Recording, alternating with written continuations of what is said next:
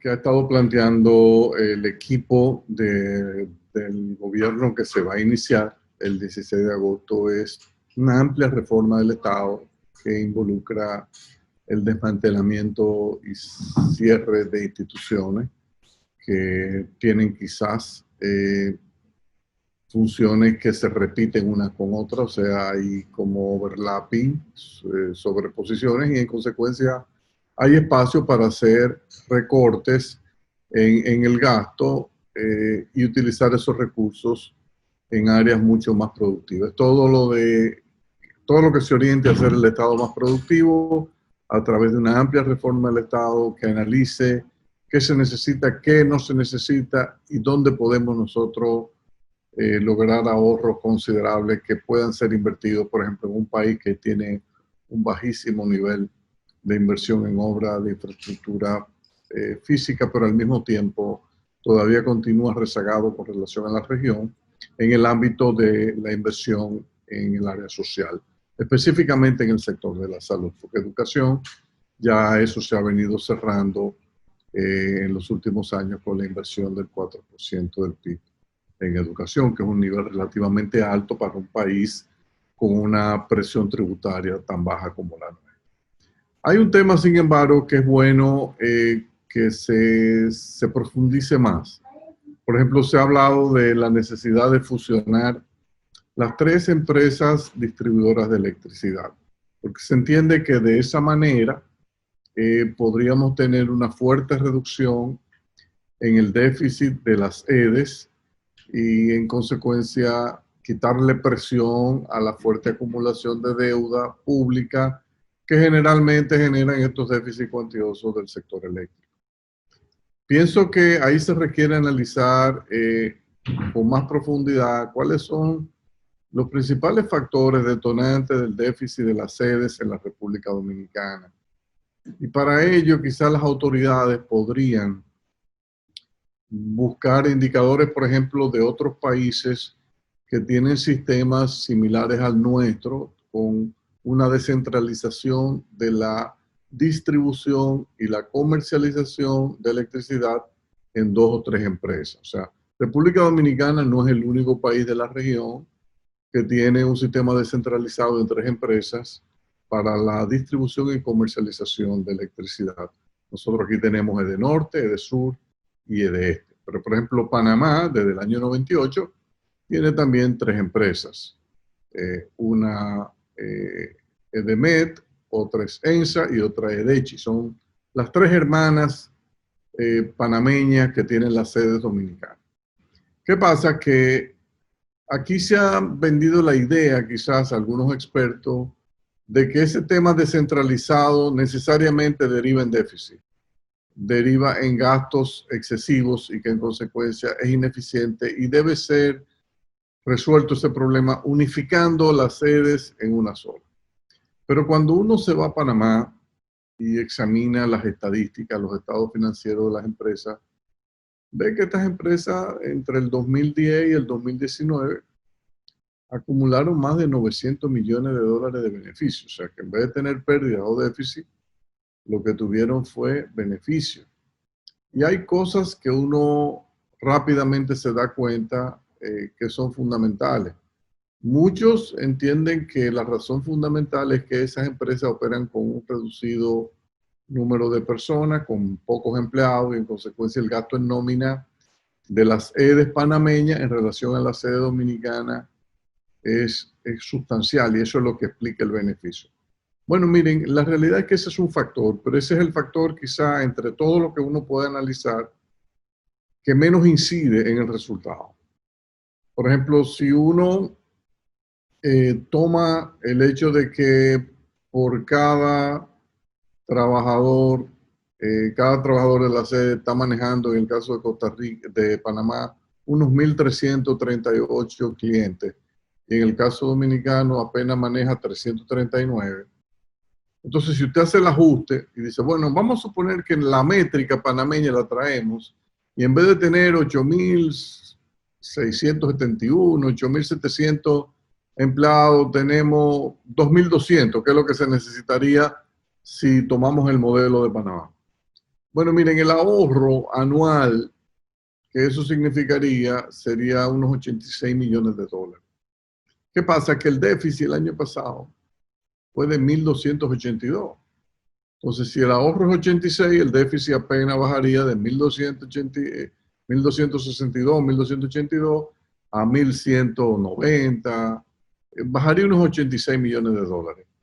Obviamente que ahí no está aparentemente la razón fundamental. Pero cuando uno se adentra en el estudio de las finanzas corporativas de estas empresas, encuentra dos indicadores que sí pesan mucho. El primero es, y es el más importante de todo, el valor agregado de distribución. El valor agregado de distribución no es más que la diferencia entre el precio de venta al consumidor o a los usuarios del servicio eléctrico y el precio al que se le compra a los generadores. El año pasado, por ejemplo, en el caso de Panamá, ese valor agregado de distribución por kilovatio hora fue de 7.43 centavos de dólar el kilovatio. Y uno dice, bueno, eso ellos compraron a 9, vendieron a 16, le genera ese valor.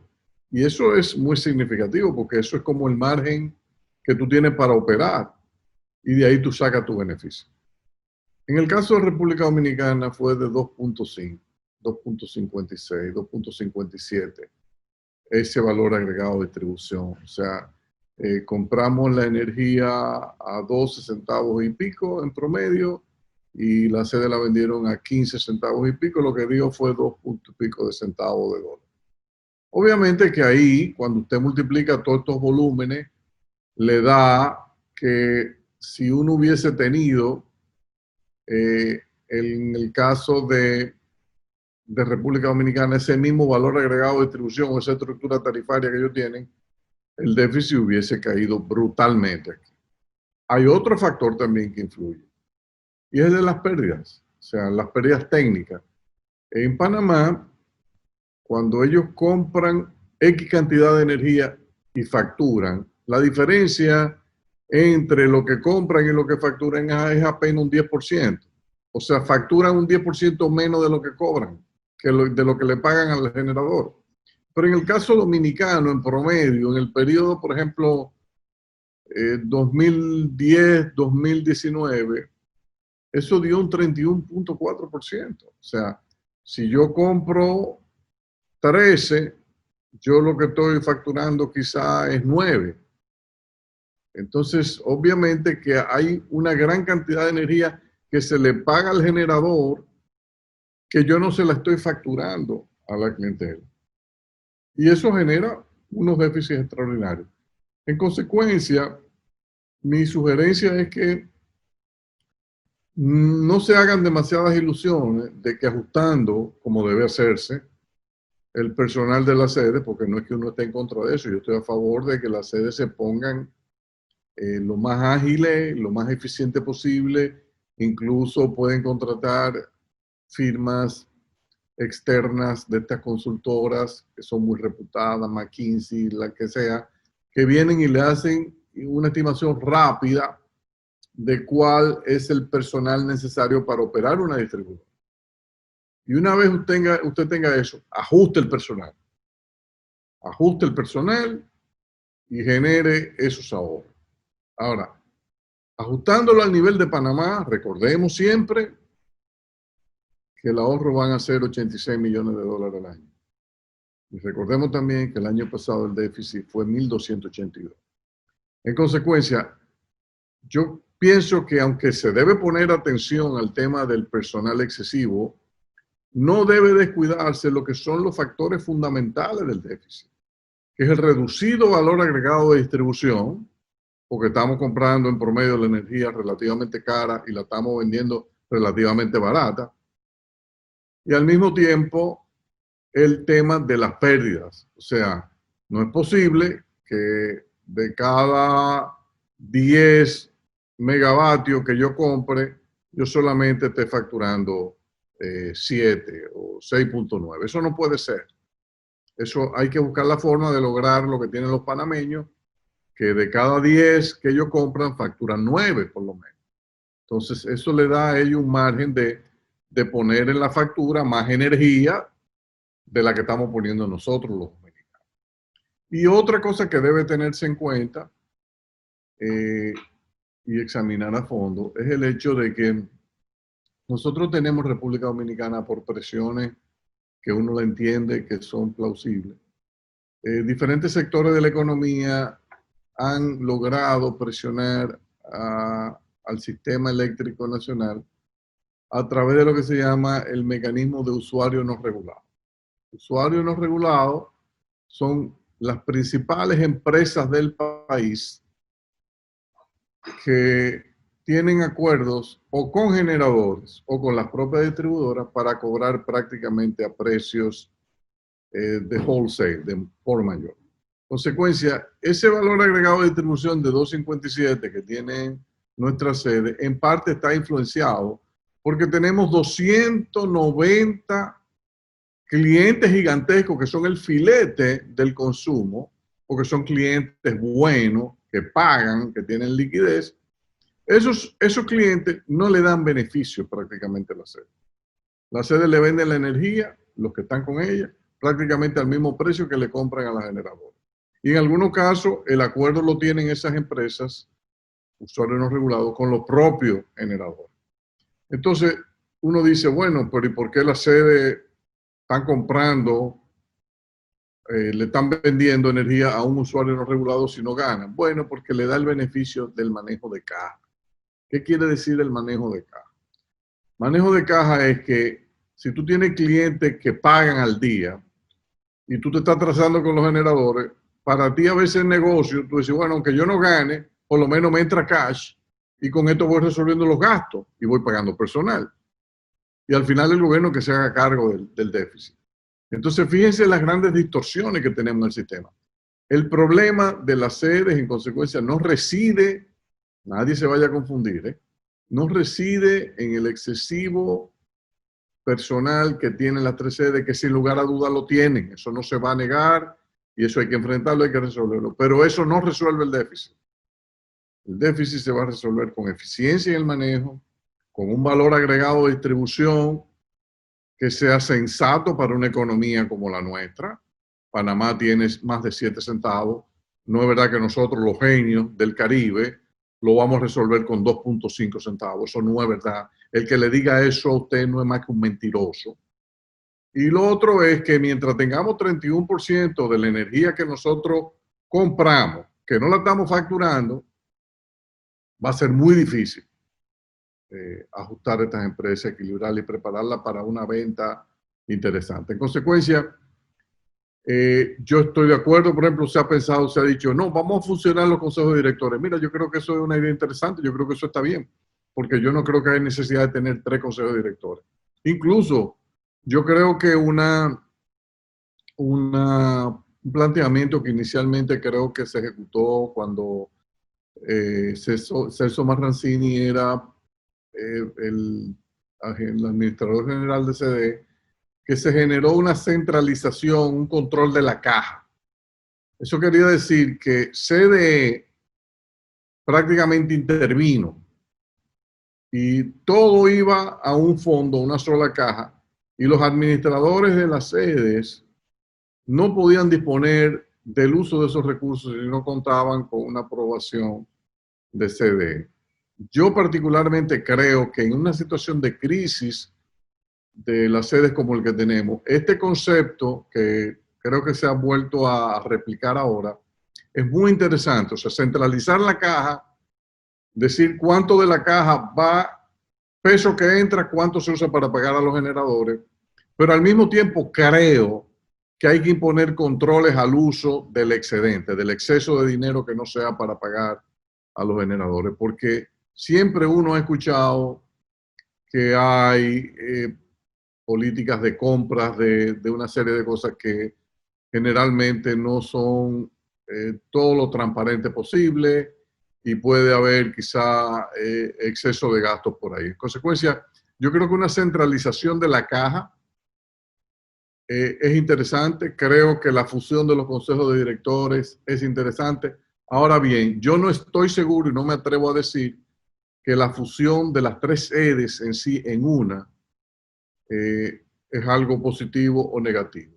Realmente no tengo una respuesta para eso. Lo que sí puedo decir que en Panamá, que lo manejan racionalmente, con inteligencia y con sentido común, el sistema descentralizado en tres empresas distribuidoras y comercializadoras de la electricidad está funcionando bien.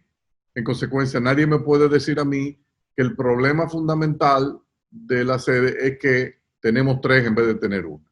Eso no he visto ningún estudio serio que avale eso. En consecuencia, yo recomendaría que simplemente eso se estudie más a fondo y que se den los pasos iniciales quizás de fusionar los consejos de directores, descentralizar la caja y poner una regla clara de el control que hay que tener en el uso de esos recursos para garantizar, por ejemplo, que este año 2020 tenemos ciertas ventajas. Este año 2020, con la caída del precio del petróleo y con la entrada de Punta Catalina, ya produciendo más de 740 megavatios, es una contribución que ha implicado una fuerte reducción del precio de la energía en el mercado spot. Y esto uno esperaría que mientras el año pasado el precio en el spot promedio fue 12 centavos, este año, si se mantienen los actuales precios del petróleo, ese precio en el spot debería caer a 9 centavos. Ese ahorro en el precio del mercado spot, ese menor precio, debe contribuir a expandir el valor agregado de distribución. Pero lamentablemente, como la tarifa en pesos ha estado congelada todo el tiempo y el dólar ha estado subiendo, si usted ve ya, por ejemplo, la tarifa promedio de enero a abril, que están cobrando la sede en dólares, ha caído 1 centavo de dólar. Tú dices, pero ¿y qué es lo que pasa? Ah, bueno, no, porque aquí no se ajusta. Entonces, ese es el problema que nosotros vamos a entender. Nosotros queremos un sistema eléctrico que funcione bien, pero queremos que funcione bien con precio mentiroso. Lamentablemente, eso no es posible. Entonces, si vamos a tratar de sanear las sedes, yo creo que hay que tener una visión completa del problema, hay que tener mucho coraje político y hay que entender que aquí en el fondo la cuestión, la pregunta no es si fusiono o no fusiono. El tema es fundamentalmente si cobro o no cobro. Yo creo que ese es el problema fundamental de nuestras empresas de distribución de electricidad. Hay otras áreas del Estado que me parece que es importante. Es importante que se examinen posibilidades de fusión, de eliminación. Yo creo que, por ejemplo, el INESPRE, eso no tiene razón de ser. La decisión que tomó el gobierno de cerrar la OISO es perfecta, es una buena decisión.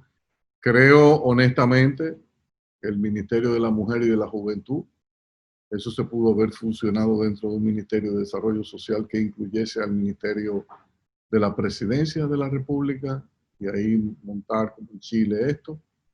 Eso hubiese sido también positivo. Más adelante, Economía y Hacienda se pueden fusionar, no tiene sentido tener dos. Muchos países tienen Ministerio de Hacienda y Economía. Eso es algo que se puede contemplar. Como habíamos dicho, cultura, educación superior y educación deberían estar juntas. Y en eso somos compatibles con la ley del 4% que así lo tenía estipulado. Pero de nuevo, como dijimos la semana pasada, en esta coyuntura todo lo que se genere de ahorro tienen que devolvérselo a la economía a través de un gasto público en otra cosa eficiente, ya sea que van a empezar a reparar vivienda, van a empezar a arreglar calles, carreteras, van a tener que contratar personal para otras áreas, lo que sea. Pero no es el momento de generar un ahorro en el gasto público y en consecuencia utilizarlo para reducir el déficit porque sería contraproducente. Pienso que ahí habría que tener cuidado. Hay gente que ha planteado incluso que debemos ir más lejos, hacer que cuando se mande una reforma de la Constitución, incluso contemplemos movernos en dos áreas fundamentales. Primero, un sistema unicameral para el Poder Legislativo. Yo pienso que ese es un tema que se debe discutir. Nosotros hemos operado con un sistema bicameral, Senado y Cámara de Diputados. Es uno de los sistemas más costosos de la América Latina, cuando usted lo analiza como porcentaje del PIB, el gasto. Bueno, quién sabe si quizá hay espacio de fusionar en una sola Cámara los procesos de toma de decisiones del Poder Legislativo. Eso habría que analizar los pros y los contras. Yo prácticamente no lo he hecho. Lo otro es, yo no estoy seguro de que República Dominicana necesite, y en esto ya aquí quizá más adelante lo analiza porque más lo manejan mejor que yo, esta cantidad de alcaldías que nosotros tenemos. Yo no sé, yo creo que nosotros elegimos en total entre alcaldes, distritos municipales, creo que más de 300, 350. Yo no sé si eso es realmente necesario. Además, yo recuerdo que Peña Gómez era el gran abanderado de la descentralización municipal a través de los municipios. Pero yo no creo que en la cabeza del doctor Peña Gómez él visualizaba un nivel de descentralización tan masivo como esto. Yo pienso que podría haber ahorros sustanciales si nosotros quizá tuviésemos un ayuntamiento por provincia. Pienso yo. Quizá estoy equivocado, pero me parece que si la capital se puede manejar con un ayuntamiento, el resto de las provincias del país quizá podría manejarse también con uno. Hacemos una pausa.